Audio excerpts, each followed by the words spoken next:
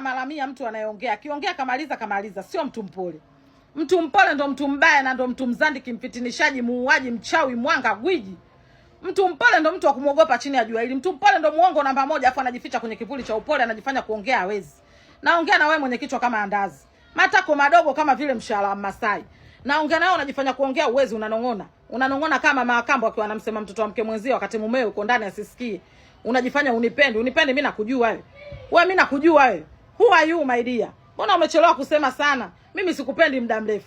Wewe umekuja hapa mjini, umekuta mimi nimezaliwa mjini, nimesomea mjini, nimekulia mjini, nitafia hapa mjini na nitazekwa mjini. Wewe mpaka usafirishwe leo. Umekuja nimekupokea unaleta dharau. Wewe anakupenda nani?